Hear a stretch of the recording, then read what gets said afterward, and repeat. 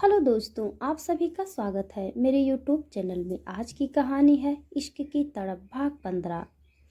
रॉम्बी उस बहरूपीय लड़की को हिदायत देकर गया था कि अगर यहाँ से निकलने की कोशिश तुमने की तो मैं तुम्हें वापस आईने में भेज दूंगा। वो लड़की एंटोनी बनकर निया को बोल देती है कि वो यहाँ नहीं है।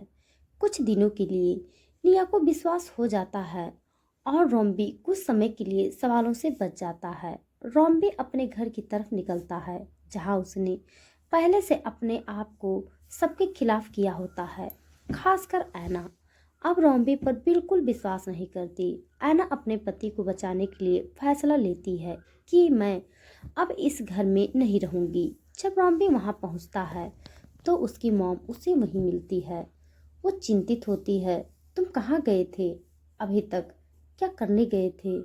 आज भी खामोश होता है क्योंकि उसके पास कोई जवाब नहीं होता है कि वो कहाँ गया था।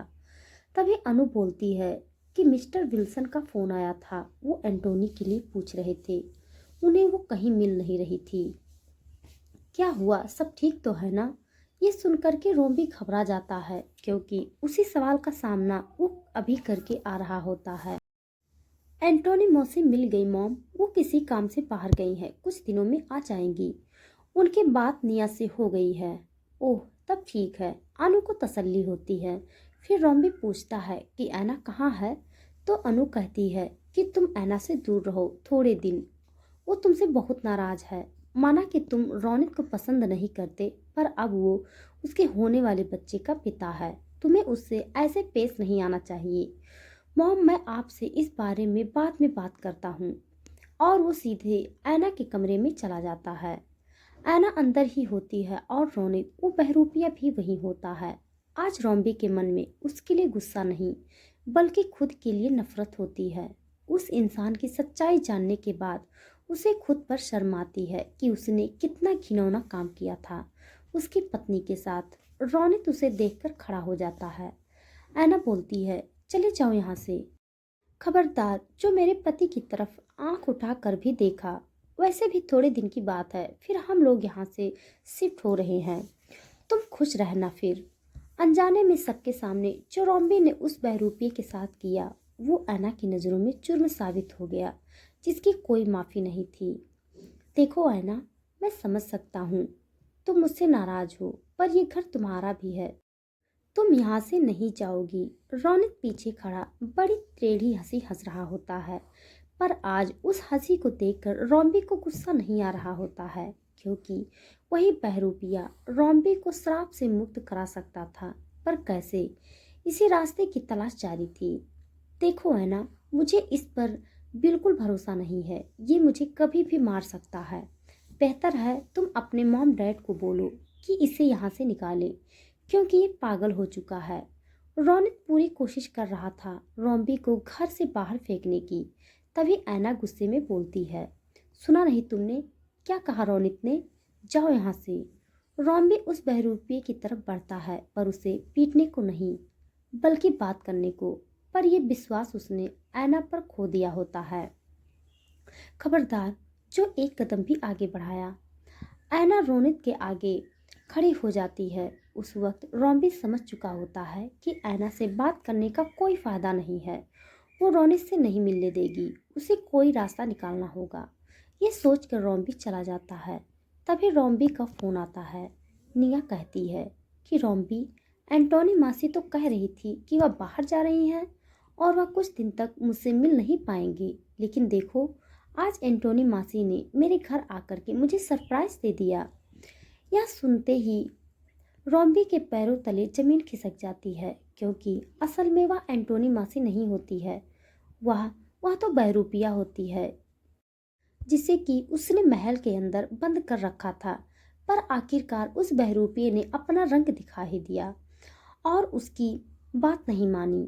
रॉम्बी तुरंत निया के घर भागता है। रॉम्बी को समझ में नहीं आ रहा होता है कि आखिर वह बहरूपिया निया के घर क्यों गई है। मैंने उसे मना किया था, उसके बाद भी उसका जाने का क्या मकसद हो सकता है? क्या वह निया को मेरी जिंदगी से अलग करना चाहती है और अपनी जगह वहां पर बनाना चाहती है? न जाने कितने सवाल रॉम्बी के दिमाग में घूम रहे थे। रॉम्बी तुरंत निया के घर के लिए निकलता है। थोड़ी देर में रॉम्बी निया के घर पहुंच जाता है तो वह देखता है कि वहां एंटोनी जो नकली बन करके आई थी वह सभी लोगों के साथ में बैठी हुई होती है। जैसे कि वह रॉम्बी को देखती है वैसे ही खड़ी हो जाती है। उसे थोड़ी बहुत घबराहट होती है, फिर भी उस पर गुस्सा करेगा, लेकिन वह उसकी परवाह नहीं करती है क्योंकि रॉम्बी सबके सामने उसे कुछ भी नहीं कह सकता था। मिस्टर विल्सन रॉम्बी से कहते हैं, अरे रॉम्बी बेटा, आओ हम सब साथ में बैठे। मुझे बहुत खुशी हुई कि तुम यहाँ पर आए हो। रॉम्बी अपने आप को नॉर्मल करता है और सबके बीच में बैठ जाता है। रॉम्बी को देखकर निया खिलखिला उठती है, लेकिन रॉम्बी के तन बदन में आग लगी होती है कि यह एंटोनी यहाँ क्यों बैठी है। देखो रॉम्बी, मासी ने हमें कितना उल्लू बनाया, हमें सरप्राइज ही दे दिया। ये कह कर कि वो नकली एंटोनी के गले लग जाती हैं। तभी पता नहीं रॉम्बी को क्या हो जाता है, वो एंटोनी और निया के बीच में बैठ जाता है। ये देखकर सबको अजीब लगता है। तभी भावना निया की स्टेप मॉम निया के मजे लेती है और बोलती है, देखो रॉम्बी को जेलस हो रही है एंटोनी से। रॉम्बी उस नकली एंटोनी को घूर कर देखता है और पूछता है कि मासी, आप तो बाहर गई हुई थी, फिर यहाँ कैसे आ गई। नकली एंटोनी समझ जाती है कि रॉम्बी उसे डांटने की कोशिश कर रहा है, लेकिन वह बात को पलटते हुए बोलती है कि नहीं, मुझे यहाँ घर के सभी लोगों की बहुत याद आ रही थी, इसीलिए मैं वापस आ गई थी। तो निया कहती है, अच्छा है ना, मुझे भी मासी की बहुत याद आ रही थी। जब भी मासी मेरे आसपास होती हैं तो मैं मेरी माँ को कम मिस करती हूँ। यह कह करके निया रॉम्बी का हाथ पकड़ लेती है और एंटोनी जब देखती है कि निया रॉम्बी का हाथ पकड़ा होता है तो तुरंत वह रॉम्बी के हाथ आकर हाथ से हटा देती है। रॉम्बी समझ जाता है कि उस नकली एंटोनी को जलन हो रही है।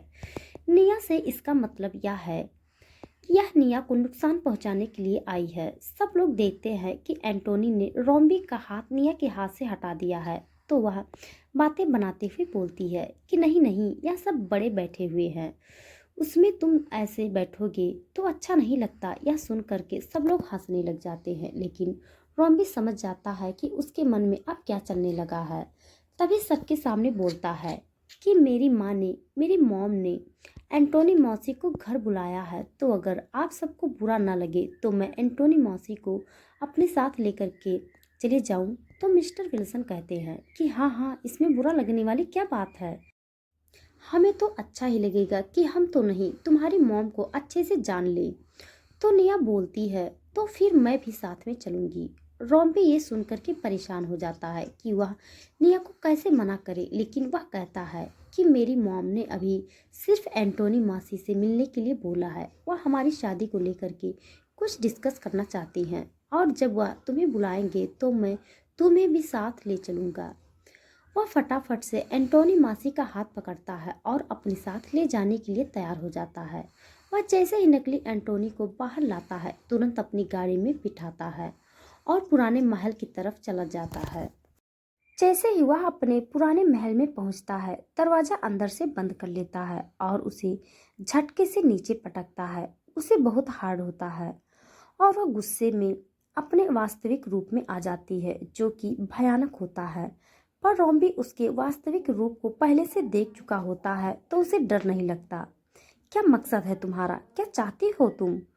तुम्हें मैंने मना किया था ना, उसके बाद भी तुम किसी से मिलने के लिए गई और तुम्हें कैसे पता चला कि वह घर निया का है? तो वह कहने लगी कि मैं तुम्हारी तरह कोई जीवित इंसान नहीं हूँ, मैं कभी भी कहीं भी अपनी शक्तियों से जा सकती हूँ और मुझे कुछ पता लगाने के लिए रास्तों की जरूरत नहीं है। मैं कभी भी कहीं भी अपने मन की शक्ति से पहुँच सकती हूँ। तुम्हें पता है ना कि मैं तुम्हें यहाँ क्यों लेकर आया हूँ? मेरी मजबूरी है क्योंकि मेरी मासी को तुम्हारे पिता ने अपने कब्जे में रखा है। जब तक वह उनके कब्जे में है, जब तक मुझे तुम्हारी सुरक्षा करनी पड़ेगी। ऐसे में अगर तुमने इस तरह की हरकत करने की कोशिश की तो मुझे एक पल भी नहीं लगेगा तुम्हें वापस भेजने में। दोबारा अगर ऐसा हुआ तो यह तो मत भूलो कि जब मैं अपने भयावह रूप में आऊँगा तो तुम चाहे आत्मा हो चाहे कुछ भी हो, बहरूपिया हो, बच नहीं पाओगी मुझसे। तुम एक लड़की हो और यही तुम्हारे बचने की सबसे बड़ी वजह है और होनी चाहिए। लेकिन अगर तुमने अपनी हद पार करने की कोशिश की और मेरी निया को छूने की भी कोशिश की तो मैं तुम्हें वहीं पर ख़त्म कर दूंगा। मैं यह सब कुछ निया के लिए ही कर रहा हूँ और अगर उसी पर मुसीबत आ गई यह सब करने से तो मैं किसी को जिंदा नहीं छोड़ूंगा।